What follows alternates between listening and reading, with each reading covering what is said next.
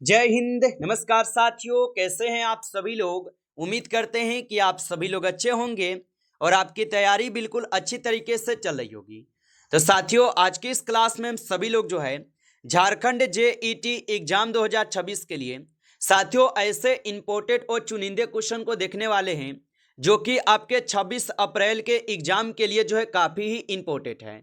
और साथियों, यदि आपका एग्जाम भी हो जो है 26 अप्रैल को है तो आपके लिए साथियों ये क्लास जो है रामबाण क्लास साबित हो सकते हैं। तो आप इस क्लास को बिल्कुल अच्छे से देखिएगा।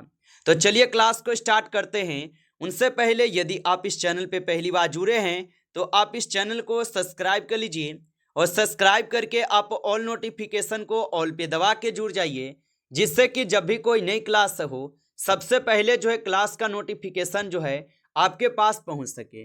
तो आप इस चैनल को सब्सक्राइब कर लीजिए, साथ ही साथ आप जो है इस क्लास को भी लाइक जरूर कर लीजिएगा।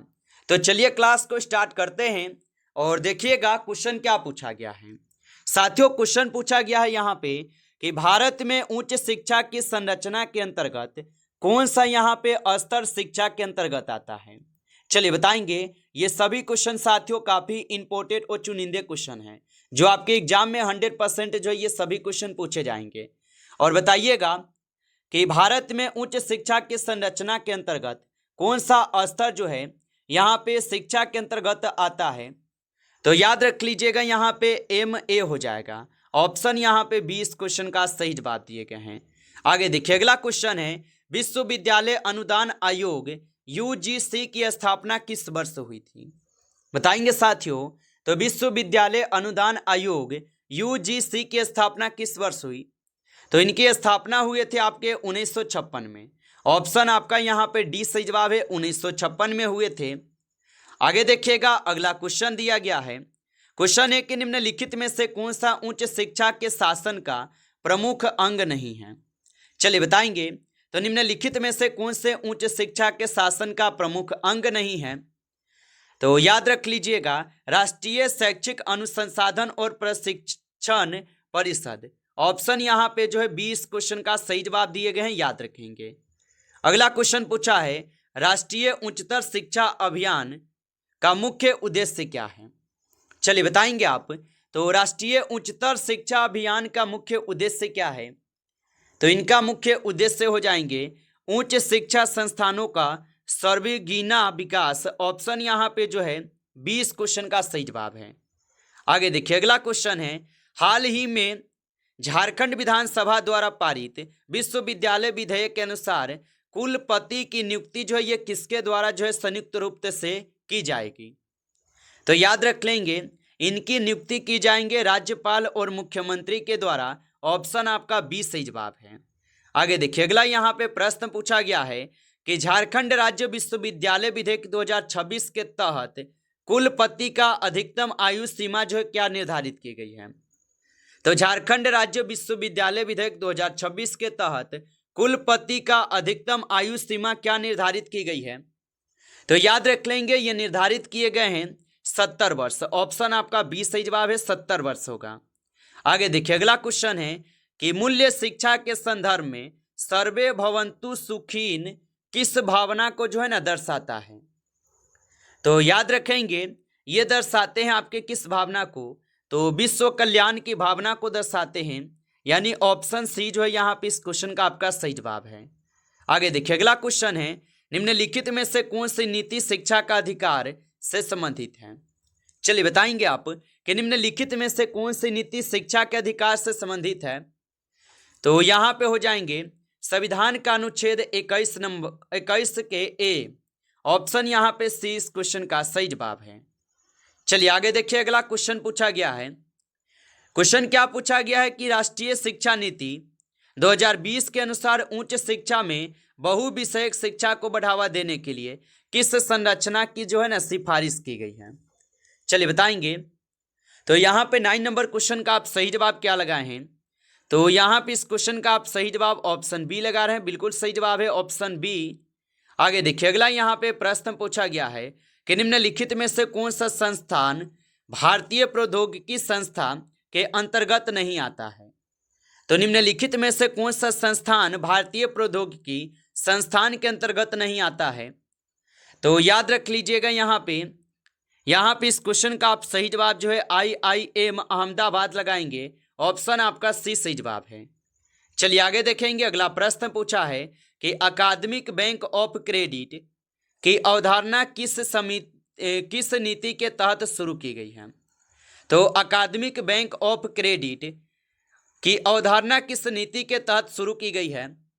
तो याद रख लीजिएगा, ये शुरू किए जा चुके हैं आपके राष्ट्रीय शिक्षा नीति 2020 के अनुसार। ऑप्शन यहाँ पे जो है 20 क्वेश्चन का सही जवाब है, राष्ट्रीय शिक्षा नीति 2020 के अनुसार। अगला क्वेश्चन पूछा है विश्वविद्यालय अनुदान आयोग UGC द्वारा मान्यता प्राप्त वर्चुअल विश्वविद्यालय का मुख्य उद्देश्य जो है क्या है। तो इनका मुख्य उद्देश्य देखा जाए तो डिजिटल माध्यम से शिक्षा तक पहुंच बढ़ाना। ऑप्शन आपका 20 सही जवाब है। आगे देखिए, अगला प्रश्न पूछा है निम्नलिखित में से कौन सा मूल्य शिक्षा का प्रमुख घटक नहीं है। चलिए बताएंगे। तो निम्नलिखित में से कौन सा मूल्य शिक्षा का प्रमुख घटक नहीं है। तो यहाँ पे कौन हो जाएगा, तो व्यवसायिक प्रशिक्षण। ऑप्शन यहाँ पे जो है सही जवाब है, व्यवसायिक प्रशिक्षण होगा। आगे देखिए, अगला प्रश्न पूछा है कि झारखंड बजट 2026-27 में उच्च एवं तकनीकी शिक्षा को मजबूत करने के लिए क्या यहाँ पे घोषणा जो है ना की गई है। तो झारखंड बजट 2026-27 में उच्च एवं तकनीकी शिक्षा को मजबूत करने के लिए क्या घोषणा की गई है। तो यहाँ पे घोषणा किए जा चुके हैं जे प्रगति योजना के तहत 23 पॉलीजेटिक संस्थानों का उन्नयन। ऑप्शन यहाँ पे 20 सही जवाब है। आगे देखिए, अगला यहाँ पे प्रश्न पूछा जा रहा है।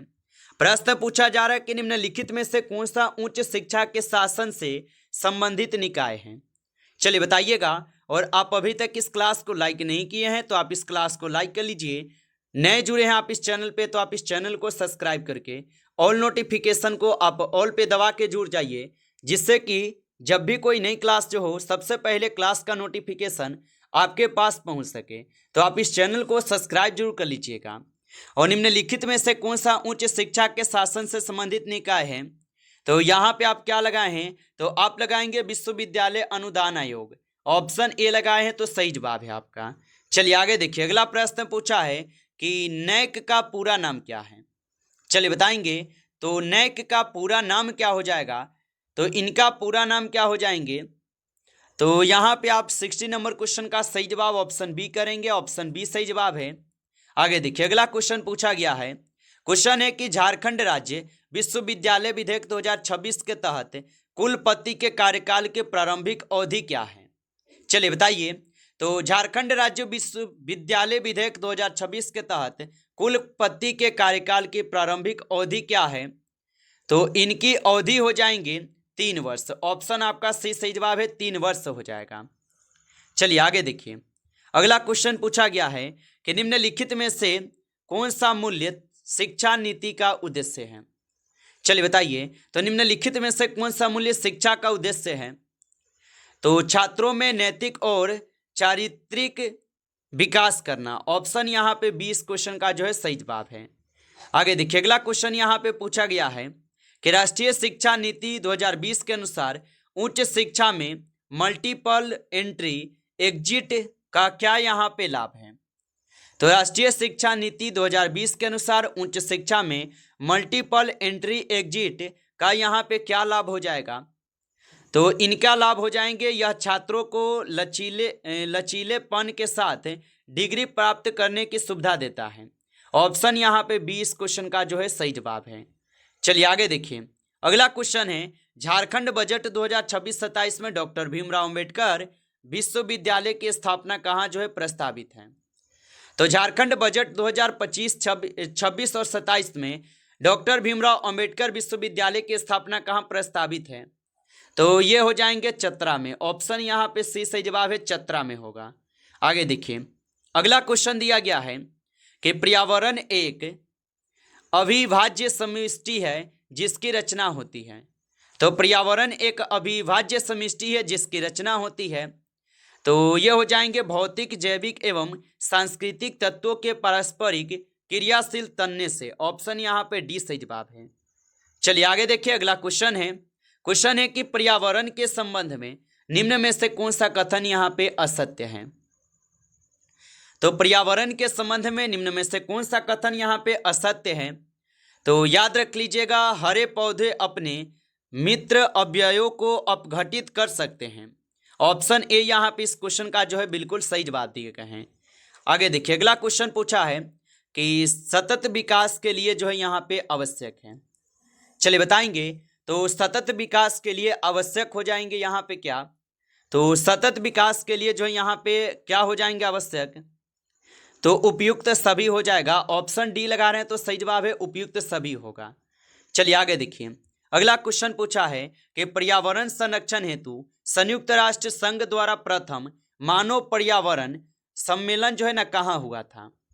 तो पर्यावरण सम्मेलन हेतु संयुक्त राष्ट्र संघ द्वारा प्रथम मानव पर्यावरण सम्मेलन कहाँ पे हुआ था। तो ये सम्मेलन हुए थे आपके स्टॉकहोम में। ऑप्शन यहाँ पे बी सही जवाब है, स्टॉकहोम में। आगे देखिए, अगला प्रश्न है, पारिस्थितिकी शब्द का प्रयोग सर्वप्रथम किस वैज्ञानिक ने किया था। तो पारिस्थितिकी शब्द का प्रयोग सर्वप्रथम किस वैज्ञानिक ने किया था। तो ये किए हुए हैं किस वैज्ञानिक ने। तो यहाँ पे इस क्वेश्चन का आप सही जवाब क्या लगाएंगे, तो यहाँ पे ऑप्शन बी को आप बिल्कुल सही जवाब करेंगे। आगे बढ़िए, अगला क्वेश्चन है, मानव पारिस्थितिकी मानव का उसके वातावरण के संबंधों का अध्ययन करने वाला विज्ञान है। और ये कथन जो है ना ये किस वैज्ञानिक का है। तो ये कथन देखा जाए तो ये कथन आपके R.L. पर्क के हो जाएगा। ऑप्शन बी सही जवाब है। आगे देखिए, अगला क्वेश्चन है, संयुक्त राष्ट्र संघ की महासभा द्वारा सहस्त्राब्दी विकास लक्ष्य का प्रस्ताव कब पारित किया गया था। तो ये प्रस्ताव कब यहाँ पे लागू किए गए। तो याद रख लीजिएगा, ये लागू किए गए थे आपके वर्ष 2000 ईस्वी में। ऑप्शन ए जो है यहाँ पे इस क्वेश्चन का सही जवाब है। चलिए आगे देखेंगे, अगला प्रश्न यहाँ पे है और प्रश्न क्या दिया गया है। और प्रश्न दिया गया है यहाँ पे आपका कि पर्यावरण प्रबंधन की अवधारणा से क्या तात्पर्य है। चलिए बताएंगे, तो पर्यावरण प्रबंधन की अवधारणा से क्या तात्पर्य है। तो इनसे तात्पर्य हो जाएगा उपयुक्त सभी। ऑप्शन आपका डी सही जवाब है, उपयुक्त सभी होगा। आगे देखिए, अगला क्वेश्चन यहाँ पे पूछा है कि ग्लोब वार्मिंग का मुख्य कारण कौन सी गैस है। तो ग्लोब वार्मिंग का मुख्य कारण कौन सी गैस हो जाएगा। तो यहाँ पे हो जाएंगे आपके carbon dioxide CO2। Option A यहाँ पे सही जवाब है। आगे देखिए, अगला क्वेश्चन है कि ओजोन परत के क्षरण के लिए मुख्य रूप से कौन सा पदार्थ उत्तरदायी है। तो ओजोन परत के क्षरण के लिए मुख्य रूप से कौन सा पदार्थ उत्तरदायी होगा। तो यहाँ पे हो जाएंगे कौन, तो क्लोरोफ्लोरोकार्बन को लगाएंगे। ऑप्शन ए यहाँ पे सही जवाब है। आगे देखिए, अगला क्वेश्चन है कि निम्नलिखित में से कौन सा नवीकरणीय ऊर्जा का स्रोत नहीं है। तो नवीकरणीय ऊर्जा के स्रोत यहाँ पे परमाणु ऊर्जा नहीं है। ऑप्शन आपका सी सही जवाब है। चलिए आगे देखेंगे, क्वेश्चन दिया गया है कि हरित क्रांति का पर्यावरण प्रभाव पड़ा है। तो हरित क्रांति का पर्यावरण पर क्या प्रभाव पड़ा है। तो रासायनिक उर्वरकों को अत्यधिक प्रयोग से मृदा क्षरण। ऑप्शन आपका 20 सही जवाब है। नमस्कार साथियों, इस क्लास में जो है टॉप 35 क्वेश्चन थे जो काफ़ी इंपॉर्टेंट और चुनिंदे क्वेश्चन थे। ये सभी क्वेश्चन साथियों, यदि आपको क्लास अच्छा लगा हो तो आप इस क्लास को लाइक कर लीजिए। नए जुड़े हैं आप इस चैनल पे तो आप इस चैनल को सब्सक्राइब करके आप ऑल नोटिफिकेशन को ऑल पे दबा के जुड़ जाएंगे, जिससे कि जब भी कोई नई क्लास हो सबसे पहले क्लास का नोटिफिकेशन जो है आपके पास पहुंच सके। तो आप इस चैनल को सब्सक्राइब जरूर कर लीजिएगा।